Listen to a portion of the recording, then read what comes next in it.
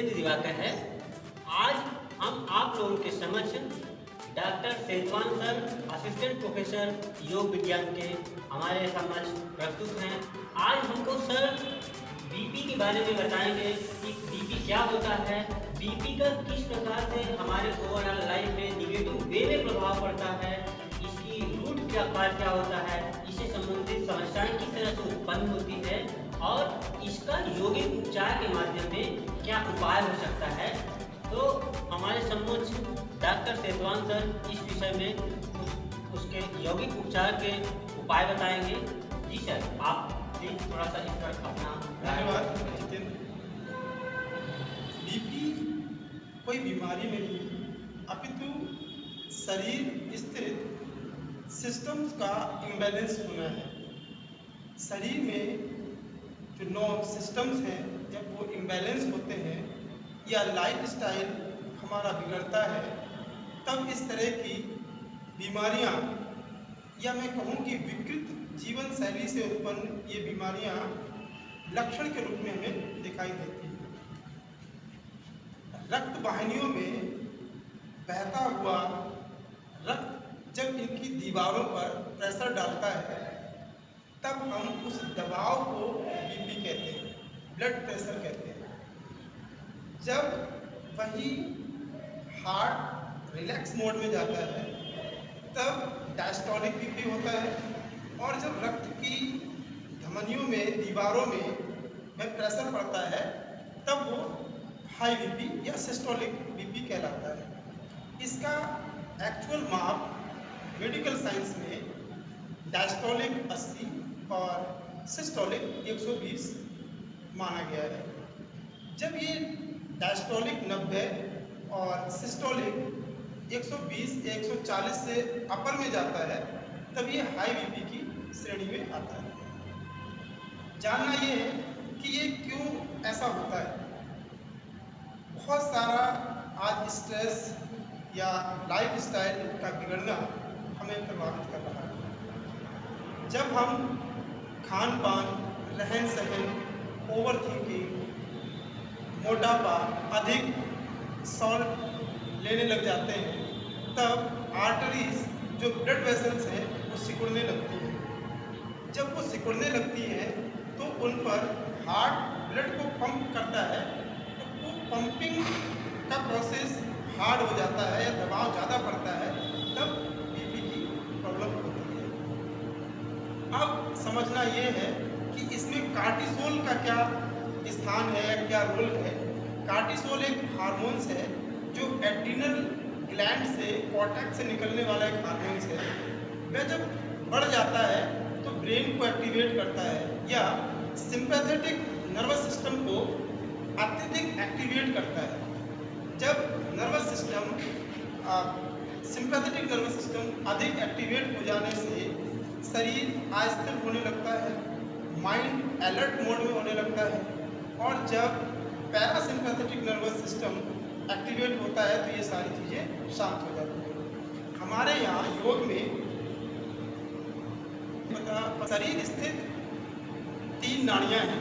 हठ योग के अनुसार 72,000 नाड़ियों का वर्णन हठ प्रदीपिका में दिया गया है, लेकिन मुख्य नाड़ियों में 3 नाड़ियाँ हैं, ईड़ा, पिंगला और Sushumna. Ida left nostril, Pingala right nostril. इसी को मेडिकल साइंस में सिंपैथेटिक और पैरासिम्पैथेटिक नर्वस सिस्टम बोलते हैं, नर्व बोलते हैं। जब सूर्य नाड़ी एक्टिवेट होती है तब ये सिंपैथेटिक नर्वस सिस्टम है, सिंपैथेटिक नर्व है। इसके एक्टिवेट होने से बीपी बढ़ता है और लेफ्ट नोस्टल के चलने से बीपी शांत होता है, अर्थात पैरासिम्पैथेटिक नर्वस सिस्टम एक्टिवेट होने लगा, माइंड काम होने लगा, क्योंकि लेफ्ट नोस्टल चंद्र का प्रतिनिधित्व करती है और राइट नोस्टल सूर्य का प्रतिनिधित्व करती है। सूर्य कैसा है?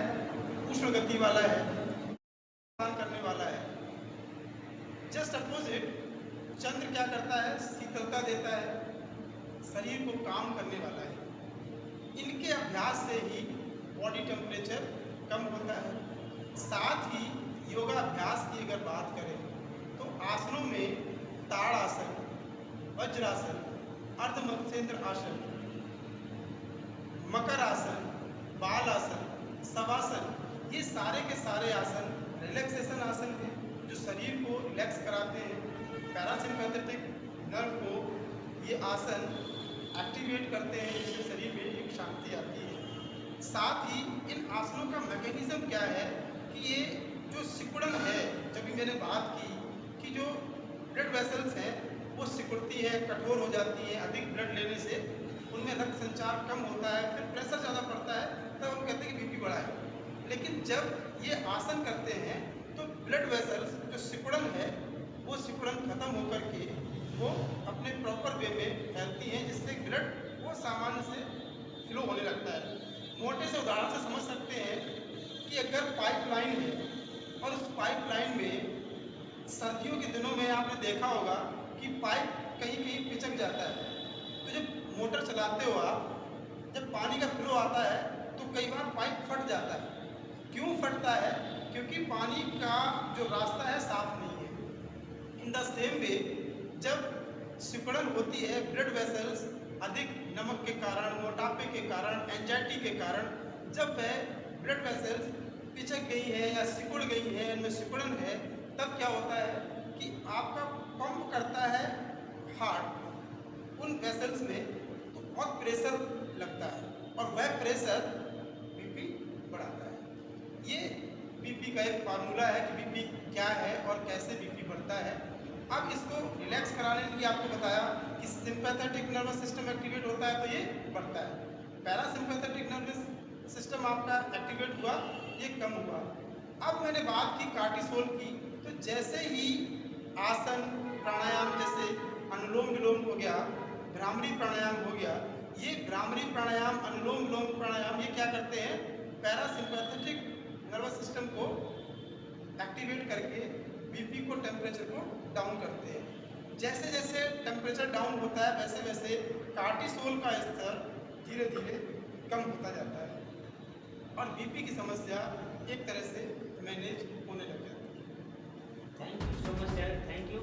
आपने कितने अच्छे तरीके से यौगिक थेरेपी के रूप में आसन हो गए, प्राणायाम हो गए, इन सब के माध्यम से किस तरीके से हम अपने हाई बीपी को कम कर सकते हैं और हाई बीपी की काजेज को बताएं किस तरीके से उत्पन्न होती है। जब हम काजेज जान लें, उसके काजेज के उपाय के रूप में उसका हम प्रैक्टिस करने लगे यौगिक थेरेपी के रूप में, तो इसका समाधान कैसे हो जाता है आपने बहुत बढ़िया से बताया। हम बहुत अच्छे से ये चीज़ को समझ पा रहे हैं, शायद हमारे दर्शक भी इस चीज़ को बहुत बेहतर समझ पाएंगे। आगे आने वाले समय में लोग बीपी के कारण को, उसके रूट काज को समझें और उसके यौगिक उपचार के रूप में, जैसा कि हमारे डॉक्टर सेतवान सर असिस्टेंट प्रोफेसर योग विज्ञान के इतने अच्छे तरीके से इसके उपाय के रूप में बताएं, तो हम सब आशा करते हैं कि यौगिक थेरेपी के रूप में यौगिक की आसन प्राणायाम का अभ्यास करके हम इस तरह की समस्या से निजात पा सकते हैं। Thank you so much sir, thank you.